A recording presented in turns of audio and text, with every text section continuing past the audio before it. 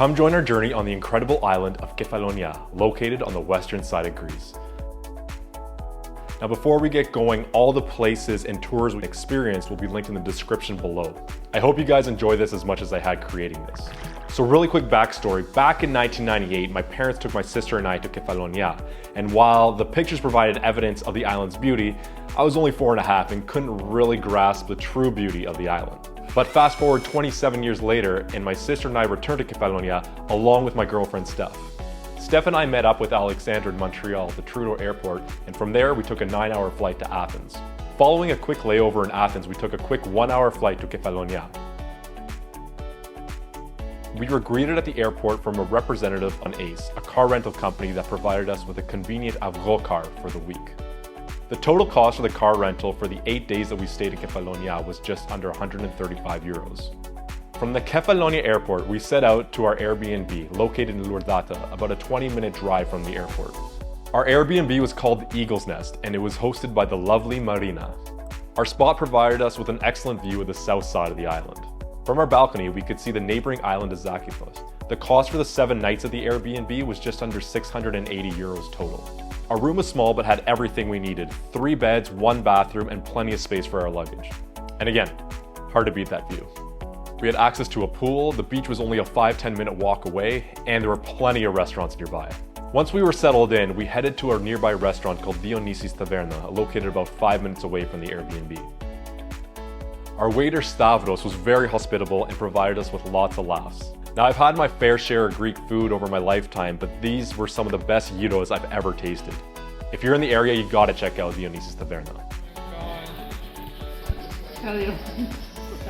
The next day, we started our morning lounging at the nearby beach and then headed that night to Argostoli, Kefalonia's capital. Argostoli is the main social hub of the island and provides lots of picturesque views of the sea and mountains. That night we had dinner at a place called Patriko, which was recommended to us by Marina. Again, the food was excellent both in quantity and quality. Our third day in Kefalonia was when we truly explored the island. Our first stop was to Melissani Cave, which was about a 45-minute drive from the Airbnb.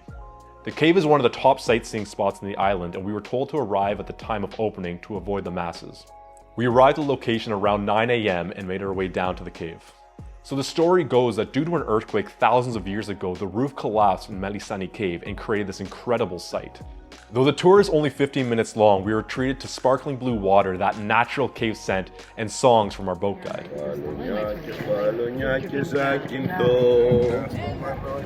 The standard recommendation to see the lake at its true sparkling blues around midday when the sun rays really hit the water.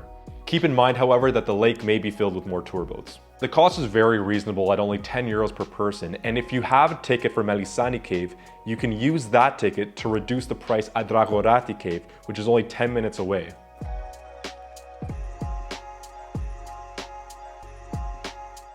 Like Melissani Cave, it was created into a sightseeing spot by the effects of an earthquake. To enter the cave, you have to walk down a staircase that will lead you about 60 meters below the earth. Once inside the cave, you'll be greeted by endless stalactites and stalagmites that have been formed over millions of years. Locals told us that there are occasionally concerts in the cave due to the high quality of the acoustics. The site felt almost unrealistic, like it was from some other planet, and we did a couple rounds to soak it all in. From Drogarati Cave, we drove to Myrtos Beach, one of the most spectacular beaches in all of Greece. The wide beach with the steep cliffs makes for quite a remarkable sight. And as far as the water goes, you'll enjoy some of the clearest blue seawater that Greece has to offer. While we were there in mid-May, the water was a bit more on the cool side, but it's still very refreshing. And a nice bonus is that access to the beach is free. Also, if you have a chance to capture the views from the top of the beach, make sure to do so. You'll get some great pictures. Once we were finished at Myrtos Beach, we drove to Assos, a beautiful little town, and saw plenty of goats along the way.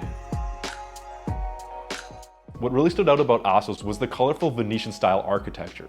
Though small, it is a very picturesque village with a harbor and surrounding restaurants. Now, we didn't visit this, but there is a 16th century Venetian castle called Assos Castle, which is located on top of a hill that overlooks the harbor.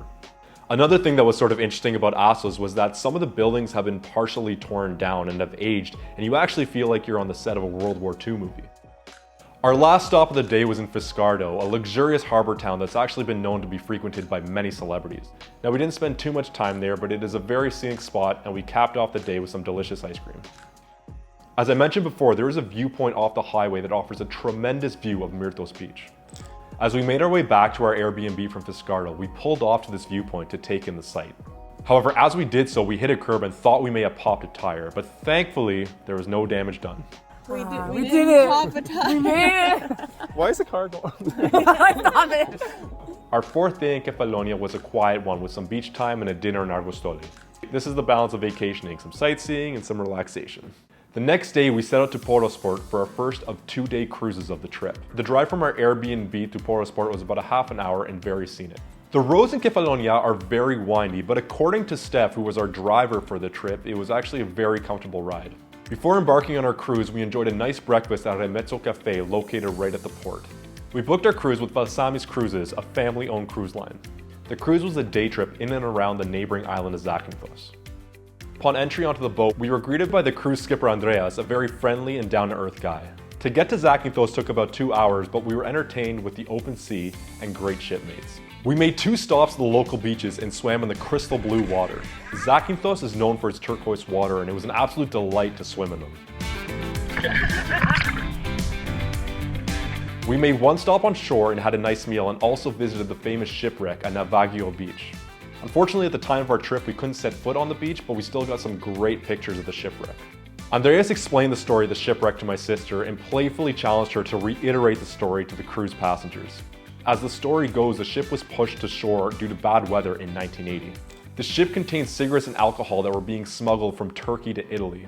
My sister told the story to the passengers and Andreas approved. The experience with Valsamis cruises was very enjoyable and it only cost 80 euros per person. The next day was Friday and we had a quiet day, but a very vibrant night as we experienced a Greek Taverna party night at a seafood restaurant near our Airbnb. The Taverna Lithero was hosting a Greek night filled with singing, dancing, and a live band. The seafood was excellent and we actually ended up having one of the best potato salads I've ever had.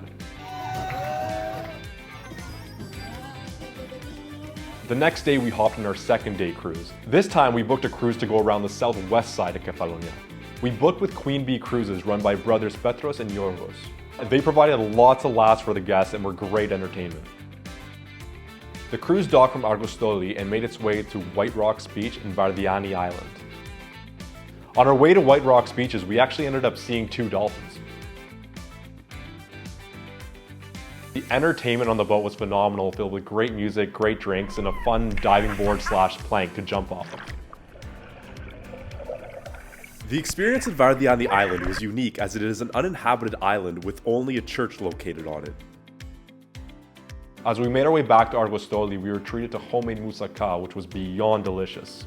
The cost for the Queen Bee cruises was about 70 euros per person and it was well worth it. Our last full day in Kefalonia was a relaxing one and we spent it on a secluded beach. That night we made one last trip to Dionysos Taverna to enjoy those fantastic gyros. The next day we departed Kefalonia and made our way to Athens to continue our trip. Thanks for watching and I hope you guys enjoyed the video.